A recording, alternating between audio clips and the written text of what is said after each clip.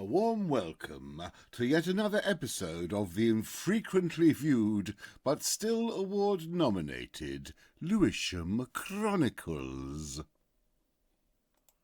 Lewisham, 1993. After watching an episode of The X-Files, Sarah Flute devised an elaborate system to protect her family pet Hercules from alien abduction. After being interviewed by a local radio station, Sarah was banned by the RSPCA from keeping animals for 15 years. On being relieved of his silver suit, little Hercules disappeared without a trace. At the same time, there were several news reports of a bright light in the sky and a small dog ascending.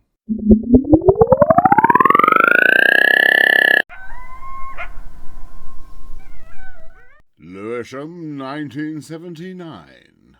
Local psycho-skiffle trio, the Purple Ends, released their first and only single entitled Drive My Rod. Although they only sold 7 copies in the UK, this fine song was number 1 in Papua New Guinea, selling an amazing 278 records. It is now rumoured that a woman called Lumpy Sue bought the vast majority as a future investment. She later used most of the records in her nightclub called The Glory Hole A Go-Go. One young woman even had a proposal of marriage there. What a very strange story indeed. Lewisham, 1997. It's so nice to see socially responsible local children lending a hand to wash police cars. What charming young elves and such cheeky little pixies the Lewisham young can be.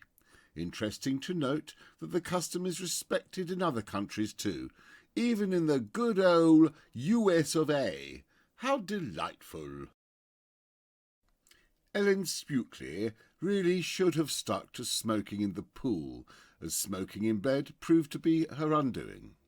It's a filthy habit anyway. Just give it up, as it makes one smell of rancid old dustbins, and it's shockingly bad for your skin.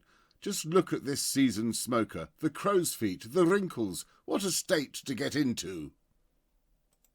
Lewisham, 1993.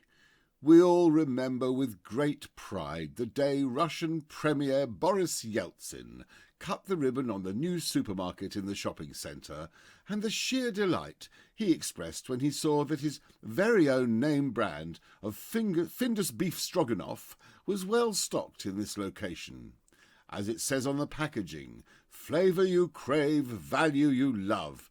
And don't we all, Boris? Jolly good show!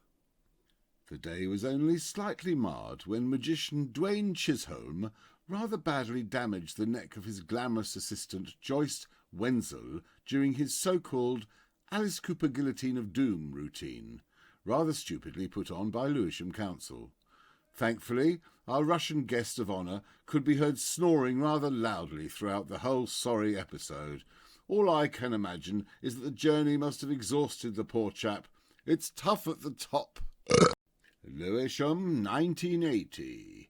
Local boy band Gossamer, sponsored by the International Consortium for the Promotion of Man-Made Fabrics, were supplied with many stylish outfits, including uranium enriched nylon, as shown in this photo. Musically, they had little success, but later in life all the band members and several support staff became millionaires when they sued the manufacturers of their sponsored clothing line. The garments had caused catastrophic skin conditions, abnormal breast growth, and ultimate sterility, which stopped the band reforming after the new millennium, halting their potential to profit from touring the highly popular middle-aged women's clubs of Bangladesh, Los Angeles, and New Cross. Complaints have been cascading into Lewisham Council as well as the management of the shopping centre regarding the unsuitable shop signs that have popped up over the last month. I mean to say that calling a boutique Blue Ballz seems most ill-advised, and obviously there's a marked contrast between this shop and BJ's just down the way. They have really blown it this time, and to add insult into injury, only yesterday pink and white adverts for Airbnb have appeared, thus completing the trilogy of tantric trash that's being splattered all over our cherished shopping centre.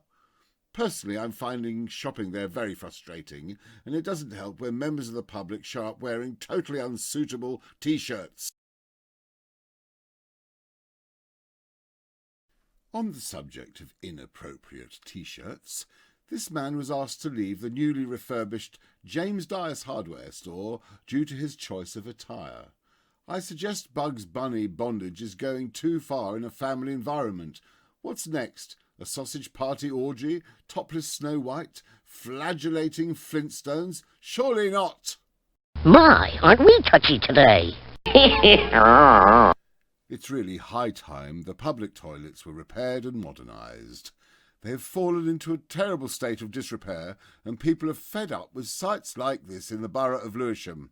For God's sake, woman, it's a double yellow line! And lastly, raised eyebrows at the shopping centre regarding the new design for tracksuit bottoms.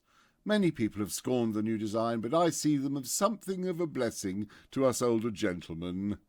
Which brings us to a timely end of another episode of the Lewisham Chronicles. Goodbye.